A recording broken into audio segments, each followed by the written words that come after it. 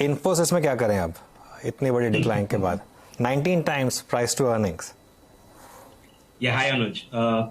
C I think आज के दिन में अगर आप देखेंगे जो प्राइस फॉल हुआ है in case of Infosys, I think ये टोटली अनएक्सपेक्टेड था फॉर एवरीवन। दोस्तों, अगर आप बाजार में अपना पैसा इन्वेस्ट करना चाहते हैं तो अभी जुड़े एंजल ब्रोकिंग के साथ में, क्योंकि यहाँ आपको मिलती है एक अच्छी एडवाइस और भरोसेमंद सर्विस, और यहाँ अकाउंट ओपन करना भी है बिल्कुल फ्री ऑफ कॉस्ट। तो आज ही जुड़े एंजल ब्रोकिंग के साथ में, अकाउंट ओपनिंग लिंक डिस्क्रिप्शन में है। आज ही अपना अकाउंट ओपन कराएं। पिछले हफ्ते अगर आप किसी से भी बात करते, कोई नहीं बोलता कि आपको इन्फोसिस 19 टाइम्स अर्निंग्स पे आपको मिलेगा अगले हफ्ते।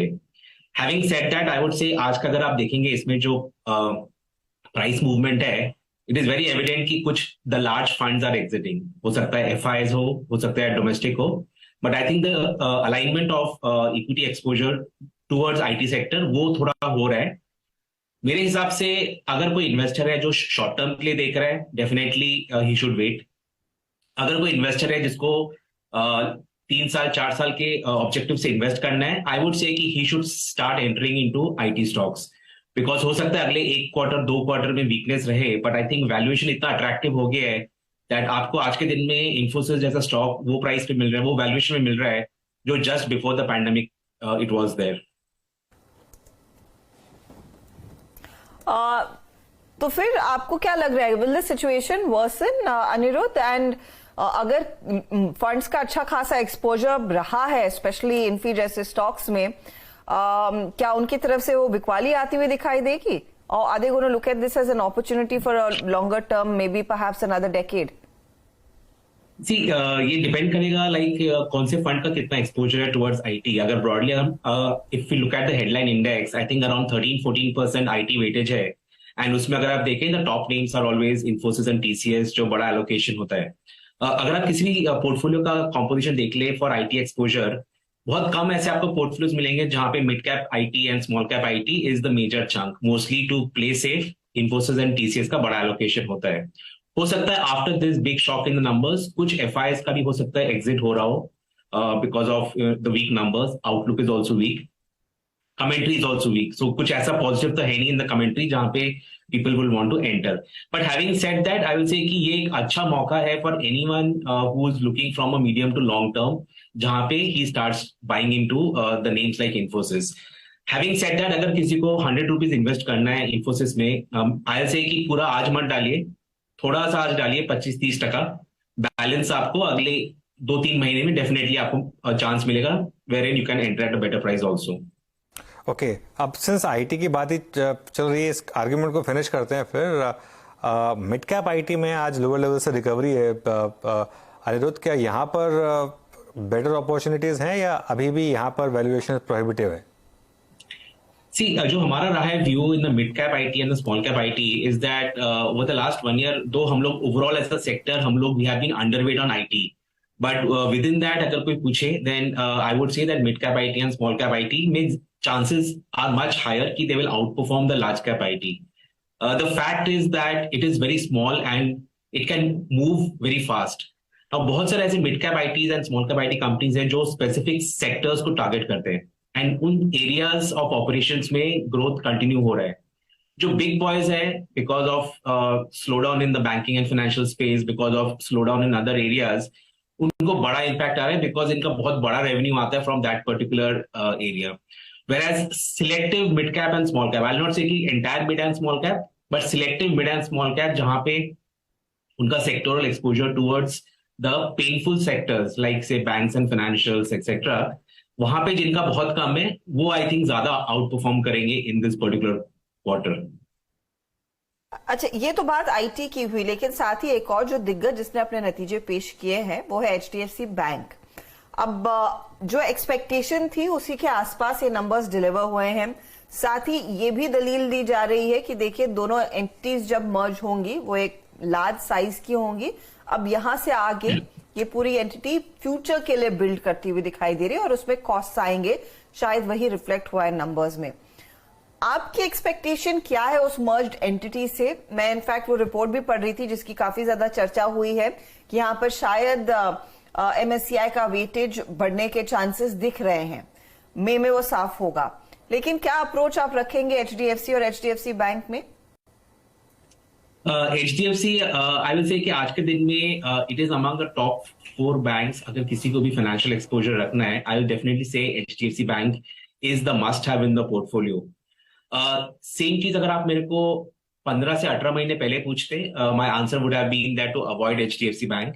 उसका वैल्यूएशन हाई था, उसका NPAs were also increasing, and definitely जो बाकी बैंक्स थे, वेदर PSUs और अदर प्राइवेट बैंक्स, वैल्यूएशन में बहुत अट्रैक्टिव थे. आज के दिन में सिंस हम लोग बात कर रहे हैं, आई से definitely valuation wise HDFC and the merged entity definitely looks very very attractive. I will say कि जो उसका इंडेक्स में वेटेज होने वाला है, बिकॉज ऑफ विच उसका बड़ा FI फ्लोज भी आने वाला है, that is definitely something which will keep the price high in the short run. अगर कोई मीडियम टू लॉन्ग टर्म देख रहा है, आई think it is doing the right things. उसका जो पहले कंसर्न था that growth will get impacted with HDFC Limited, now the synergies will also come in place. So I'll say with all these factors, definitely HDFC Bank is a must-have in anyone's portfolio आज के दिन में. Okay, चलिए ये बात हो गई HDFC bank की. What about ICICI bank? अब ऑब्वियसली उसके नंबर सैटरडे को आएंगे, लेकिन अच्छा आउट परफॉर्मेंस दिखाया है स्टॉक ने भी. Yeah, I think ICICI continues to do well. I think after the change of management, हम लोगों ने देखा है कि ICICI has definitely been among the top holdings for. आप किसी भी म्यूचुअल फंड उठा लीजिए, कोई भी FIs का पोर्टफोलियो उठा लीजिए. एक टाइम था जब ICICI used to not be there among the top 3 in the banking order किसी के भी पोर्टफोलियो में, बट लास्ट 2 साल 3 साल में definitely it has gone there in the top 3 holdings for anyone in the banking space. आज के दिन में भी अगर आप बोलेंगे, I would say ICICI. So I just mention about HDFC bank. So अगर मैं बोलूंगी टॉप 4 बैंक्स किसी के भी पोर्टफोलियो में होना चाहिए, डेफिनेटली बैंक्स एंड NBFCs, तो definitely ICICI bank, HDFC, SBI, Bajaj Finance और FinServ, these are the names जो होना चाहिए. Now these names which I'm mentioning, just want to give a disclaimer that we might be holding all these names in our portfolios also, and we might continue to hold it. ITC भी है क्या आपके portfolio में, Anirudh? Pardon? Is ITC a part of your portfolio? Like we run different portfolios. In some portfolios we were fortunate enough to enter at a very very good price. But yes, I would have been happy if we would have bought much more. But yes, it is there in some portfolios. 400 पर जो पहुंचा है, अब नहीं लगता आपको यहाँ से आगे इसकी रन रेट और बेहतर हो पाएगी, या फिर ये थोड़ा महंगा हो गया इसीलिए आप खरीदने से परहेज करेंगे? See, to be honest, अगर मैं इसका हिस्टोरिक वैल्यूएशन बैंड देखूं तो उसमें हमेशा दिखता है कि that it was very cheap historically. Last 1 साल में वैल्यूएशन कैचअप, वैल्यूएशन एक्सपेंशन काफी हुआ है. आज के दिन में मैं बोलूंगा इसमें the margin of safety is very very less. मतलब I will not say that something can go wrong in it, but यहाँ से फिर आपको वो होगा कि you will want to compare ITC with HUL valuation, with Nestle valuation, etc etc. वैसे करेंगे तो आपको दिखेगा बहुत अट्रैक्टिव है. But yes, I always say कि because of its major business which is the cigarette business, हम लोग उसको कंपेयर नहीं कर सकते with the other big boys like HUL and Nestle on the valuation. Whenever the demerger happens, उसका जो hotel business है, FMCG बिजनेस है, अदर बिजनेस आर देयर, उसका वैल्यू अनलॉकिंग जब होगा वो आई वुड से कि एक बड़ा ट्रिगर हो सकता है.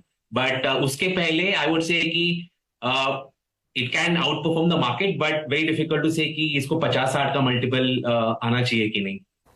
ओके, ठीक है.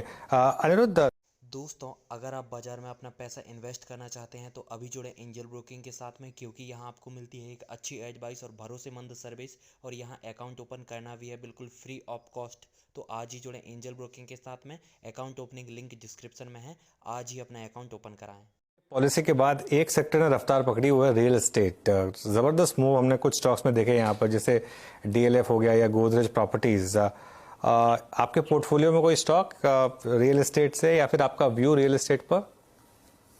या हम लोग we have been bullish on the real estate for a long time. In fact pandemic के टाइम से हम लोग बुलिश थे on the real estate, and we had a large allocation to the real estate and the home ancillary space. Having said that, आज के दिन में भी हमारे पोर्टफोलियो में 2 से 3 द रियल एस्टेट कंपनीज है एक्सपोजर. रफली अराउंड 8-9% हमारा एक्सपोजर है पोर्टफोलियो में.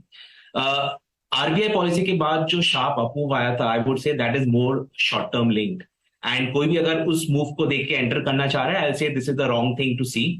हो सकता है कि अगले RBI पॉलिसी में वापस से 25 बिप्स का हाइक आ जाए, then you will again see people wanting to exit the real estate. Having said that मैं बोलूंगा कि इसको वापस एनी इन्वेस्टर को 2 से 3 साल का व्यू देके एंटर करना चाहिए, बिकॉज अगर आप देखें the demand in the real estate space is continuing to be very very strong. Almost 250 bips का हाइक हो गया है इंटरेस्ट रेट का, but demand continues to be very strong. आप कोई भी द रियल एस्टेट कंपनी का if you look at the last 6 months of the sales, the pre book sales and the launches, I think it is amazing.